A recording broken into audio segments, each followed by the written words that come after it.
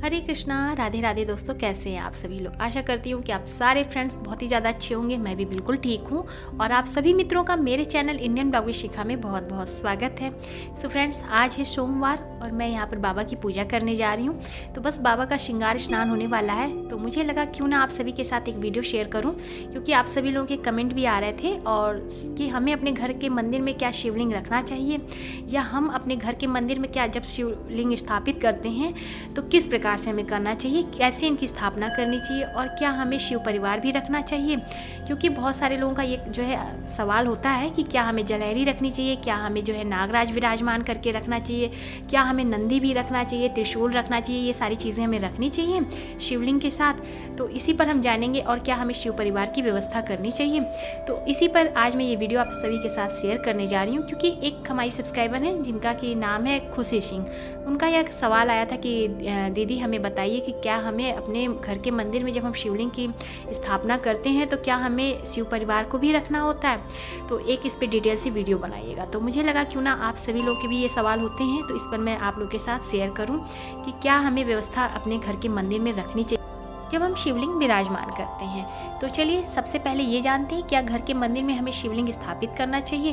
तो देखिए, बीच में बहुत सारी ऐसी मानसिकताएं फैल गई थी कि हमें घर में शिवलिंग नहीं रखना चाहिए। बहुत सारे लोगों ने अलग अलग, जितने लोगों को आप सुनेंगे वो लोग अपना अलग अलग व्याख्यान बताते हैं। बहुत लोग कहते हैं, बहुत सारी कुप्रथाएं भी फैलाए कि शिवलिंग घर में नहीं रखना चाहिए, ऐसा होता है वैसा होता है। लेकिन सबसे बड़ी बात, शिव महापुराण में लिखा है कि जिसके घर में बाबा विराजमान होते हैं, शिवलिंग स्थापित रहती है, शालिग्राम भगवान रहते हैं, वह घर मंदिर के समान होता है। वहाँ पे स्वर्ग निवास करते हैं, सभी देवी देवता वास करते हैं, वहाँ माता लक्ष्मी की कृपा बनी रहती है। ऐसा घर मंदिर के समान होता है। और जहाँ पे बाबा विराजमान नहीं होते, शिवलिंग नहीं होता, शालिग्राम जी नहीं होते, वह शमशान के समान होता है। तो शिव महापुराण में ऐसा व्याख्यान है कि शिवलिंग की पूजा करने से हमें विशेष फल प्राप्त होता है। बाबा की पूजा करने से, आप बाबा के जो है विग्रह की पूजा करने से ज़्यादा जब हम शिवलिंग की पूजा करते हैं उसका विशेष फल हमें प्राप्त होता है। महिलाओं के लिए भी बहुत सारी ऐसी बातें कही गई हैं कि महिलाएं जो हैं शिवलिंग की पूजा नहीं करती हैं, पर शिव महापुराण में जब आप पढ़ेंगे, कथा को सुनेंगे, तब आपको पता चलेगा कि महिलाओं को भी विशेष अधिकार है शिवलिंग की पूजा करने का। और उसमें आप इसीलिए कहते हैं कि जब आप पुराण को पढ़ेंगे, कथा को पढ़ेंगे, तभी आपको जो है विस्तृत रूप से जानकारी मिलती है। तो इसलिए घर के मंदिर में शिवलिंग की स्थापना जरूर करनी चाहिए। अब हम जानते हैं कि घर के मंदिर में जब हम शिवलिंग की स्थापना करते हैं तो किस प्रकार से हमें करना चाहिए। तो सबसे पहले क्या क्या व्यवस्था करनी चाहिए प्रभु को विराजमान करने के लिए। ऐसा नहीं कि बहुत सारे लोग होते हैं ना, शिवलिंग ले आते हैं फिर सोचते हैं कि अब हम कैसे रखें। तो वही मैं आज बताने वाली हूँ आप सभी को। सबसे पहले आप इस तरह से बाबा के लिए एक आसन का व्यवस्था करें। चौकी रख सकते हैं, पटा रख सकते हैं, या लाल वस्त्र सफ़ेद वस्त्र बिछाकर एक आसन जरूर बनाएं। यहाँ पर आप देख सकते हैं मैंने एक चौकी रखी हुई है और इस पर मेरे बाबा विराजमान रहते हैं। अब हमें एक पात्र चाहिए, थाली। आप यहाँ पर तांबे की थाली, पीतल की थाली, कांसे की थाली ले सकते हैं, बहुत ही शुभ होता है। तो इस तरह से आपको थाली लेना है। अब यहाँ पर आप देख सकते हैं कि हमारे बाबा विराजमान हो गए। देखिए, शिवलिंग हमेशा छोटा रखना चाहिए, बहुत बड़ा शिवलिंग नहीं रखना चाहिए। शिवलिंग आप पारद का रख सकते हैं, नर्मदेश्वर शिवलिंग स्थापित कर सकते हैं और स्फटिक के शिवलिंग रख सकते हैं। ये हमारे स्फटिक के शिवलिंग हैं। अब हम बाबा को किस तरह से विराजमान करेंगे ये मैं आपको बताती हूँ। तो देखिए, जब भी हम बाबा को विराजमान करेंगे तो बाबा का जो ये जलहरी वाला हिस्सा है ये हमेशा उत्तर दिशा की ओर होना चाहिए। इधर की दिशा उत्तर की तरफ है और इस तरह से आपको रखना है कि जब जलहरी पे हम जब बाबा के शिवलिंग पे जल चढ़ाए तो जो जल है वो हमेशा इस तरह से उत्तर दिशा की तरफ गिरना चाहिए। बाबा की पूजा जब भी हम करें तो हमेशा हमें जो है अपना मुख उत्तर की तरफ रखना चाहिए और जलहरी भी उत्तर दिशा की तरफ होनी चाहिए, जैसा कि आप यहाँ पर देख सकते हैं। तो इस तरह से हमें बाबा को अपने जो है हम जिस भी पात्र में रखते हैं, फूल के, तांबे के या कांसे के, उसमें हमें इस तरह से विराजमान करके रखना है और उनका जो जलहरी का हिस्सा है वो हमेशा जो है उत्तर दिशा की तरफ होना चाहिए। अब मैं यहाँ पर आपको सर्पदेव दिखा रही हूँ। तो देखिए, जब हम शिवलिंग स्थापित करते हैं तो उनके साथ हमें कुछ व्यवस्थाएं तो जरूर करनी चाहिए, क्योंकि पूजा पाठ के लिए हमें हमेशा उचित व्यवस्था रखनी चाहिए, तभी हमें उसका फल प्राप्त होता है। तो यहाँ पर आप देख सकते हैं ये हमारे जो है सर्पदेव हैं, यानी कि नागराज, और इन्हें भी रखना जो है बहुत ही विशेष माना जाता है। और हमारे बाबा की शोभा नागराज से ही बनती है। जब भी आप देखेंगे हमेशा बाबा नागराज को अपने ऊपर जो है विराजमान करके रखते हैं, अपने गले में लपेट के रखते हैं। तो इसलिए नागराज का होना बहुत ही आवश्यक है। अब देखिए यहाँ पर मेरे ये चांदी के नागराज हैं और यही यहाँ पर आप देख सकते हैं ये मेरे चांदी के ही नंदी जी हैं। तो आप अपनी व्यवस्था के हिसाब से चांदी के, पीतल के और जो है अलग अलग धातु के भी मिलते हैं, आप ले सकते हैं। तो यहाँ पर मैंने जब शिवलिंग लिया था तो मेरे साथ जो है हमने चांदी के ही सारी व्यवस्था की थी। तो ये चांदी के नंदी जी हैं। देखिए इनका भी जो है बहुत ही महत्व होता है। नंदी जी हमेशा बाबा के साथ विराजमान रहते हैं, तो इसलिए नंदी जी को भी रखना हमें चाहिए। नंदी जी हमेशा पूर्व दिशा की तरफ वास करते हैं। तो ये हो गया उत्तर की दिशा, इधर हमारी पूर्व की दिशा है और पूर्व की ही दिशा में हमेशा बाबा को देखते रहते हैं नंदी जी बैठ के। तो इसलिए नंदी जी को हमेशा पूर्व दिशा की तरफ आप रखेंगे, उनका मुख बाबा की तरफ रहेगा और वो हमेशा अपने प्रभु को जो है इस तरह से देखते रहते हैं, उनकी सेवा के लिए हमेशा तत्पर रहते हैं। बस उनके आदेश की उन्हें जो है ज़रूरत होती है और इसलिए जो है हमेशा पूर्व दिशा में नंदी जी बैठते हैं।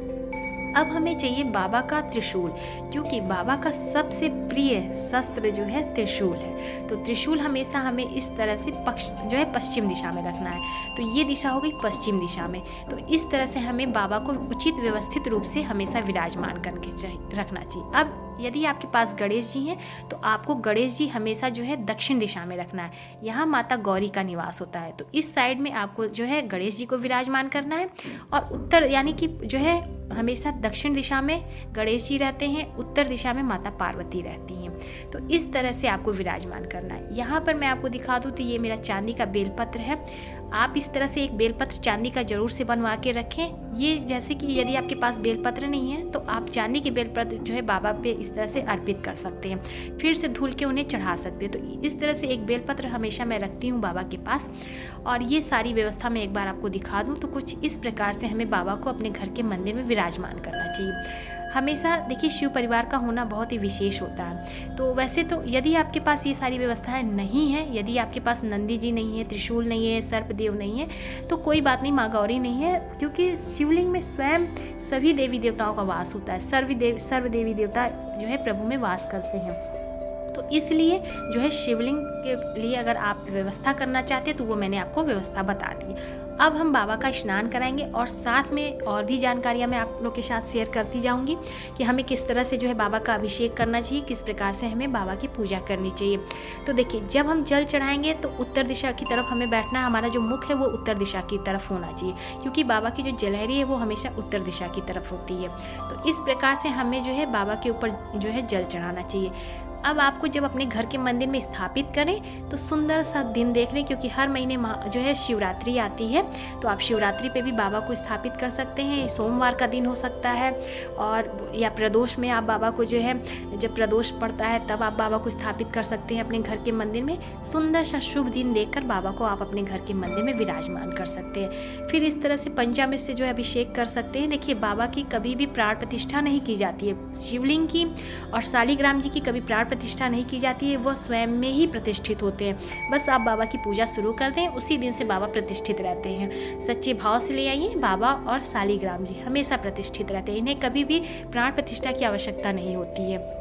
तो बस अब आपको इस तरह से एक पात्र रख लेना है।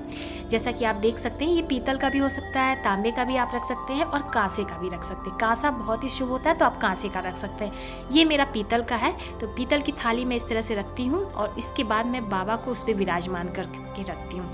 अब बाबा को जब हम बैठाएंगे तो एक बेलपत्र आप इस तरह से रख सकते हैं, क्योंकि कभी भी खाली पात्र पे हमें अपने देवी देवताओं को विराजमान नहीं करना चाहिए। तो आप बेलपत्र रख सकते हैं। अगर आपके पास बेलपत्र नहीं तो आप उस पर एक टीका ही लगा दें, सफ़ेद चंदन, लाल चंदन से ही आप टीका लगा दें। पुष्प रख सकते हैं। उसके बाद तब आप बाबा को विराजमान करें। इसके पश्चात आप बाबा के चंदन लगाएं। उसके बाद जब बाबा का शिवलिंग का जो ऊपरी हिस्सा है उसे कभी भी खाली ना छोड़ें, क्योंकि इस बात का विशेष ध्यान रखें। कभी भी बाबा के जो ऊपरी शिवलिंग का हिस्सा होता है, भाग होता है, उसे खाली नहीं रखना चाहिए। उस पर आपको टीका लगा देना चाहिए, उस पर आपको पुष्प रखना चाहिए, अक्षत रखना चाहिए, भस्म रखना चाहिए। बस इस बात का ध्यान रखें कि वो कभी खाली ना रहे। हमेशा बाबा का श्रृंगार करके रखना चाहिए। हो सके तो आप उस पर केवल एक पुष्प भी रखें, क्योंकि अगर भाग हिस्सा जो है खाली रहा तो कहते हैं वहाँ दरिद्रता का वास होता है, अकाल पड़ने की संभावना होती है। वहाँ जो है माता लक्ष्मी का वास वहाँ नहीं होता। इसलिए हमेशा बाबा के ऊपर कुछ ना कुछ चीज़ें इस तरह से रखनी चाहिए, कभी भी खाली नहीं रहना चाहिए। इस तरह से आप बेलपत्र रख सकते हैं, पुष्प रख सकते हैं, अक्षत रख सकते हैं। बस किसी तरह से बाबा का जो खाली स्थान है उसे हमें भरना है।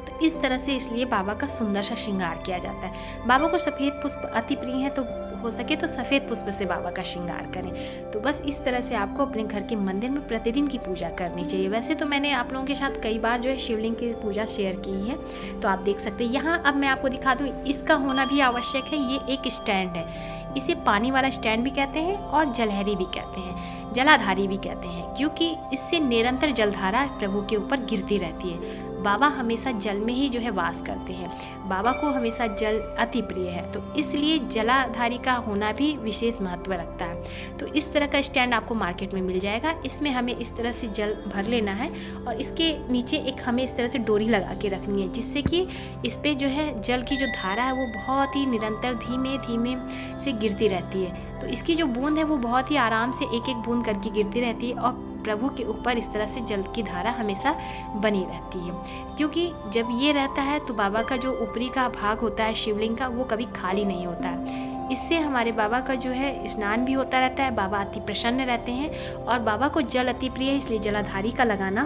अत्यंत आवश्यक होता है। क्योंकि बहुत सारे लोगों का ये सवाल होता है कि क्या दीदी हम जो है जलाधारी भी रखें। तो देखिए, जलाधारी ये सारी चीज़ें बहुत ज़्यादा महंगी नहीं आती हैं। जब आप मार्केट में जाएंगे पूजा के स्थान पे, तो वहाँ पे आपको ये सारी चीज़ें बहुत ही आसानी से मिल जाएगी और आप इसे जो है उचित व्यवस्था करके अपने प्रभु के ऊपर रख सकते हैं। देखिए, हम अपने प्रभु को प्रसन्न करने के लिए उनकी सभी चीज़ों को जो है इस तरह से व्यवस्थित करनी चाहिए हमें।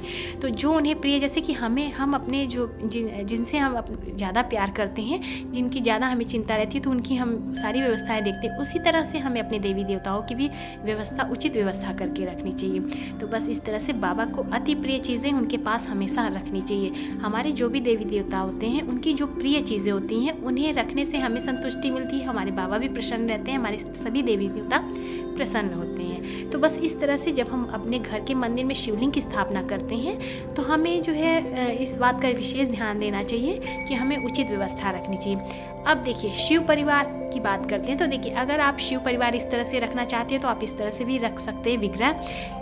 हो सके तो आप फोटो फ्रेम भी मिलता है, फोटो फ्रेम में भी भोले बाबा, माँ पार्वती, कार्तिकेय जी, गणेश जी, नंदी जी सभी विराजमान रहते हैं, तो आप उन्हें भी रख सकते हैं। या जब आप शिवलिंग लेने जा रहे हैं तो छोटी छोटी जो है छोटे से गणेश जी, नंदी जी, और जैसा कि आप यहाँ पर देख सकते हैं, तो मैंने अपने घर के मंदिर में कुछ इस तरह से व्यवस्था बनाई है, जैसा कि मैं आपको दिखा रही हूँ। तो आप भी इस तरह से व्यवस्था कर सकते हैं। हाँ, विग्रह की जगह आप फोटो रख सकते हैं। जैसे कि हमने यहाँ पे विग्रह जो है रखा है, और हम बस विग्रह रखने का मतलब होता है कि आपको उनकी समय समय पर अच्छे से पूजा अर्चना करनी चाहिए। थोड़े से नियम होते हैं, तो इस बात का ध्यान रखते हुए आप जो है फ़ोटो की भी सेवा कर सकते हो। तो आप इस तरह से, जैसे कि यहाँ पे आप देख सकते हैं फ़ोटो भी रखी हुई है, तो आप जो है भोले बाबा, माँ पार्वती की फ़ोटो रख सकते हैं। फ़ोटो भी शिव परिवार का जो है इस तरह से रखा जाता है। तो उसमें कार्तिकेय जी भी रहते हैं, गणेश जी भी रहते हैं। तो सर्वप्रथम गणेश जी की पूजा करनी है, माता गौरी की पूजा करनी है, नंदी जी की पूजा करनी है। इसके बाद तब हमें शिवलिंग की पूजा करनी चाहिए। यही विशेष नियम है और यही जो है बाबा की पूजा करने का नियम है। और जलाधारी का होना भी आवश्यक होता है। तो इस तरह से देखिए, अगर नहीं है तो वैसे तो आप केवल शिवलिंग भी स्थापित करके पूजा कर सकते हैं। सभी देवी देवताओं का वास होता ही है, माता गौरी भी विराजमान रहती हैं, और गणेश जी भी, कार्तिकेय जी, और जो है हमारे जो प्रभु की जो है बेटियां हैं, सभी इसमें जो है शिव परिवार विराजमान रहता है। तो इस तरह से भी आप पूजा कर सकते हैं। तो इस तरह से आप अपने घर के मंदिर में शिवलिंग की स्थापना कर सकते हैं। इस प्रकार से आपको अपने घर के मंदिर में जो है शिवलिंग की जो है स्थापना करनी चाहिए और उचित व्यवस्था भी करनी चाहिए। और प्रभु का हर दिन सुंदर स्नान, श्रृंगार, भोग, प्रसाद, पूजा सब चीज़ हमें करनी चाहिए, आरती करनी चाहिए। तो बस इस तरह से आप अपने घर के मंदिर में शिवलिंग की स्थापना कर सकते हैं। और उम्मीद करती हूँ कि आप सभी लोगों को मेरी आज की ये वीडियो पसंद आई होगी। और अगर पसंद आई हो तो प्लीज़ वीडियो को लाइक कीजिएगा, ज़्यादा से ज़्यादा शेयर कीजिएगा। और चैनल पे मेरे पहली बार आए हैं तो मेरे चैनल को भी सब्सक्राइब कीजिएगा, इंस्टाग्राम पे फॉलो करिएगा। मैं मिलूँगी आप सभी लोगों को नए से अच्छे से वीडियो के साथ। तब तक के लिए हरे कृष्णा, राधे राधे, जय श्री राधे।